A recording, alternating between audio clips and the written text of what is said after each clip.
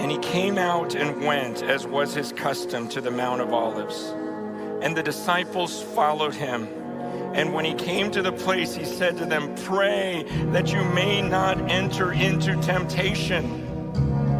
And he withdrew from them about a stone's throw and knelt down and prayed, saying, "Father, if you're willing, remove this cup from me. Nevertheless, not my will, but yours be done." And there appeared to him an angel from heaven, strengthening him. And being in agony, he prayed more earnestly.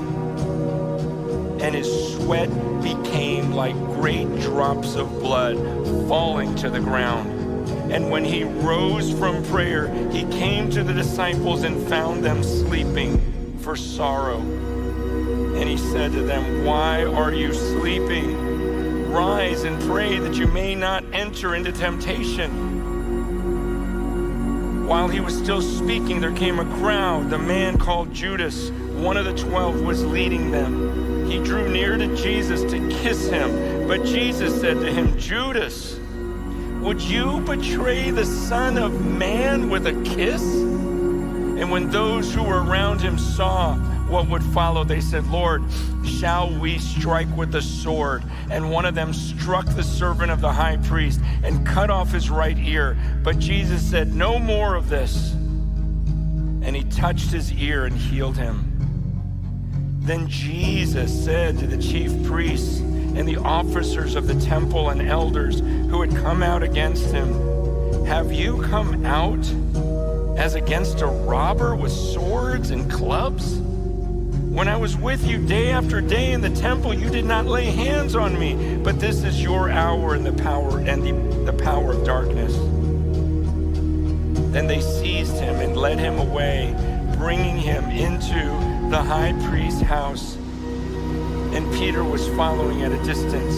And when they had kindled a fire in the middle of the courtyard and sat down together, Peter sat down among them. Then a servant girl, seeing him as he sat in the light, and looking closely at him, said, "This man also was with him." But he denied it, saying, "Woman, I do not know him." And a little later, someone else saw him and said, "You also are one of them." And Peter said, "Man, I am not."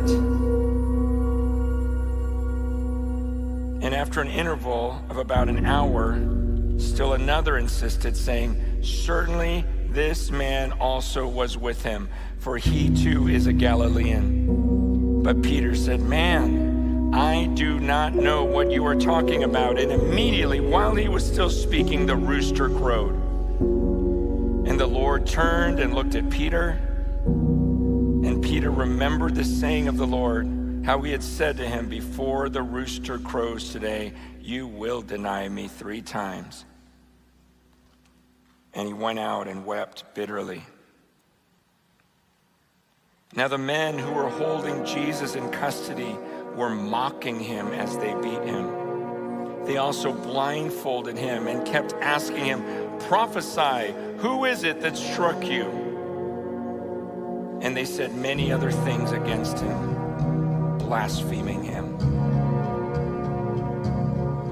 When day came, the assembly of the elders of the people gathered together, both chief priests and scribes, and they led him away to their council, and they said, "If you are the Christ, tell us." But he said to them, "If I tell you, you will not believe, and if I ask you, you will not answer. But from now on, the Son of Man shall be seated at the right hand of the power of God." So they all said, "Are you the Son of God then?" And he said to them, "You say that I am." Then they said, "What further testimony do we need? We have heard it ourselves from his own lips." Then the whole company of them arose and brought him before Pilate, and they began to accuse him, saying, "We found this man misleading our nation and forbidding us to give tribute to Caesar, and saying that he himself is Christ the King." And Pilate asked him, "Are you the King of the Jews?" And he answered him, "You have said so."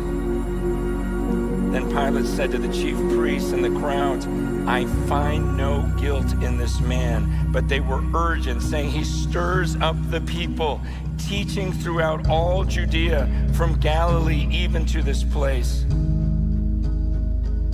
When Pilate heard this, he asked whether the man was a Galilean, and when he learned that he belonged to Herod's jurisdiction, he sent him over to Herod, who was himself in Jerusalem at the time. When Herod saw Jesus, he was very glad, for he had long desired to see him, because he had heard about him, and he was hoping to see some sign done by him. So he questioned him at some length, but he made no answer. The chief priests and the scribes stood by, vehemently accusing him. And Herod, with his soldiers, treated him with contempt and mocked him. Then arraying him in splendid clothing, he sent him back to Pilate. And Herod and Pilate became friends with each other that day, for before this they had been in enmity with each other. Pilate then called together the chief priests and the rulers and the people and said to them, you brought me this man as one who was misleading the people. And after examining him before you, behold, I did not find this man guilty or any of your charges against him. Neither did Herod, for he sent him back to us. Look, nothing deserving death has been done by him. I will therefore punish and release him. But they all cried out together, away with this man, and release to us Barabbas, a man who had been thrown into prison for an insurrection started in the city and for murder. Pilate addressed them once more, desiring to release Jesus, but they kept shouting, crucify, crucify him.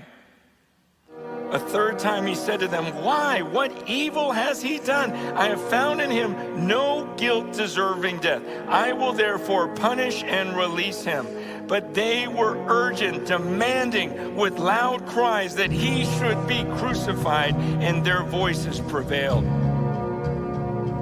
So Pilate decided that their demand should be granted. He released the man who had been thrown into prison for insurrection and murder, for whom they asked, but he delivered Jesus over to their will. And as they led him away, they seized one Simon of Cyrene, who was coming in from the country, and laid on him the cross to carry it behind Jesus.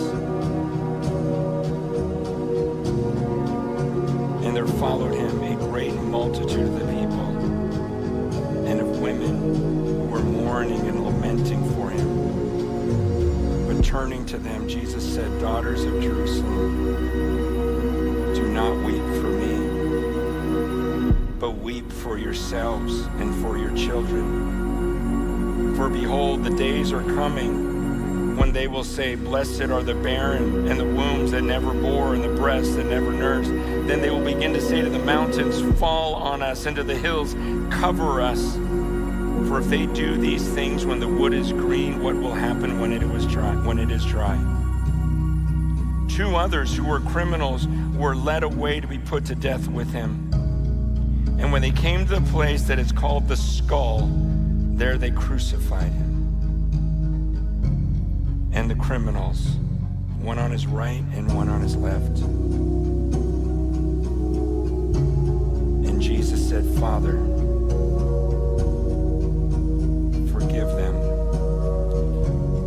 for they know not what they do. And they cast lots to divide his garments. And the people stood by watching, but the rulers scoffed at him, saying, he saved others, let him save himself if he is the Christ of God, his chosen one. The soldiers also mocked him, coming up and offering him sour wine and saying, if you are the King of Jews, save yourself. There was also an inscription over him, this is the King of the Jews.